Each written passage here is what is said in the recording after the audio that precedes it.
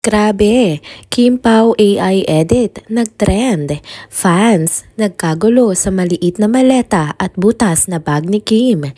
Award ng Kim Pao, kine-question daw. Netizen, tinawag na pambata ang Love Team Award. Tara, kwentuhan muli tayo.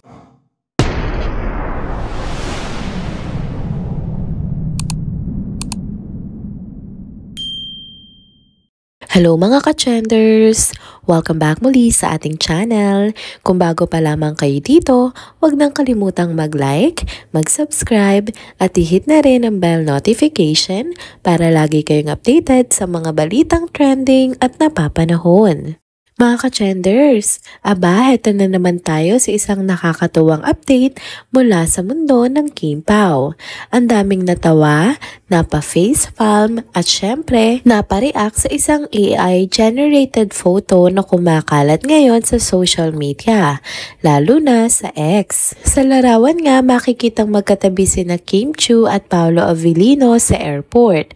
Papunta raw ng Cebu para sa shooting ng bago nilang serye na The Alibi. Picture perfect sana ang moment dahil nga naka-love sign pa si Kim at kitang-kita ang kanilang sweet aura bilang on-screen tandem. Pero teka lang, may isang detalye na pumukaw talaga sa mata ng mga netizens. Napansin kasi ng marami ang tila natuklap na bahagi ng hand carry luggage ni Kim Chiu. Pero ito ang catch, produkto pala ito ng AI. Oo, mga ka-trenders, peke nga ang larawang iyon. Wala talagang butas ang maleta ni Kim. Ang mas nakakatawa pa, kita-kita rin daw sa picture ang sobrang liit na maleta ni Paolo sa tabi niya. Ayon sa ilang netizens, mukha raw toy luggage. Imbis na maimbyerna na ang solid Kim Pao fans, tinawanan na lang nilang sitwasyon. Pero syempre, hindi mawawala ang isang pasaway na netizen na nagsabing tamad daw si Paolo at ipinapatong pa raw nito ang maleta niya kay Kim kaya raw nasira ito. Ayan tuloy, binanatan siya ng mga loyal Kim Pao solid. Tinatawag pa nga siyang BOBO dahil naniwala agad sa edited photo na ito. Grabe din talaga ang internet minsan, 'di ba? At hindi lang 'yan, may mga fans pa na gumawa rin ng sarili nilang AI edits ni Kim at Paolo. Kanya-kanyang version, kanya-kanyang gimmick. May nagpost na magka-date pa daw sa dagat, may nasa airplane, may nasa airport din daw at meron pa ngang tila pasosyal na papunta sa mismong taping site kuno ng The Alibi. Kahit halatang dilulo ang ilan, suportado pa rin sila ng kapwa nila fans dahil nga sa sobrang excitement na may third teleserye na naman ang dalawa. Kahit peke nga ang mga larawan, totoo pa rin ang kilig at suporta ng mga Kim Pao fans. Nakakatuwang isipin na kahit nga AI lang ang may gawa, buong puso pa rin sumasakay sa trip ang fandom at masaya sila roon. Kung tutuusin, magandang senyales ito na patuloy na mainit ang pagtanggap sa tambalan ni Kim Chiu at Paolo Avellino, lalo na't muli silang magsasama sa isang proyekto. Ang saya lang makita na kahit nga fake ang iba sa mga photos, genuine naman ang kilig at saya ng mga fans. Mula AI photos hanggang sa meme-worthy na maletang nabutas, isang bagay lang ang malinaw, hindi matitinag ang suporta ng Kim Pao fans, mapatotoo o AI man ang eksena. Abangan pa nga natin kung ano na naman ang next na paandar ng fandom at kung anong AI edit na naman ang papasok sa trending list. Isa lang ang sigurado, no? Sa tambalang Kim at Paolo, kahit anong trip, game ang mga fans. Next topic naman tayo mga ka-trenders. Ito na naman ang tambalang pinag-uusapan sa lahat ng sulok ng social media. Yan nga ay ang Kim Pao. This time, hindi lang kilig ang hatid nila kundi isa na namang prestigyosong parangal ang naidagdag sa kanilang mga achievements.